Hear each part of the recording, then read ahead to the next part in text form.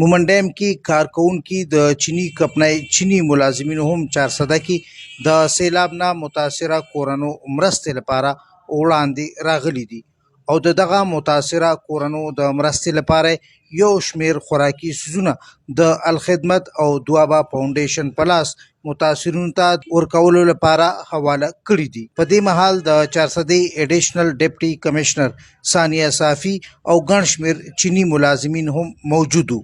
پاکستان او چاینا چې موږ سره کومه دوستی نباو کړې ده دا خو obviously خپل یو مثال آپ دی او د دې چې کوم دا کمپنی د سی جی جی سی دا د دوی خپل چې کوم امپلویز دي هغوی موږ ته دا ګفټس راکړي دي، ډونیشنز راکړي دي. زه د دوی ډیره زیاته مشکوره یم ځکه چې څونه چې هم موږ ته امداد ملاویږي دا د حکومت مدد کوي، دوی ټول زمونږ مدد کوي، زمونږ د خلکو مدد کوي. نو پکار دی چې دوی خلک موږ اپریشیټ کو، موږ ورته شکریا ادا کو. د چارسدې سیلاب نه متاثره کورنو د مرستې په اړه د چینی کمپنۍ پروجیکټ منیجر جیک وایي چې پاک چین دوستی مثالی ده، کومه چې د حکومتي کچ سره په اولسي کچ هم قایم ده.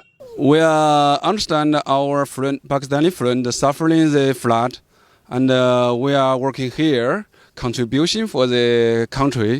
We are also help our friend, especially during their suffering the difficult situation.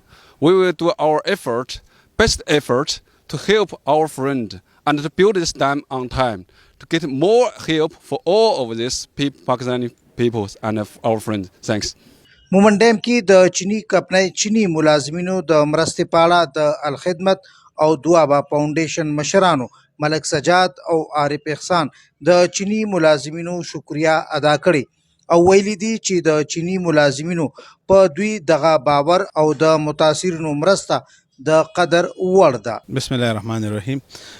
د چینیانو دلته چې دا کم ورکرز دي د هغې د طرفه دلته په دې نږدې علاقه کې چې د سیلاب نه کم متاثره شوې علاقه ده بیله نمبر 4 چې په هغې کې دوی کوم اسسمنټ وکړو د الخدمت فاونډیشن او دوابہ ویلفیر فاونډیشن په ذریعې سره، نو دې ورکرانو خپل په هغې په خپل منځ کې کنټریبیوشن وکړو او راغونډې کړل. دا واقعي د انسانیت یو درد او غم دا په زړه کې د هر انسان موجود وي.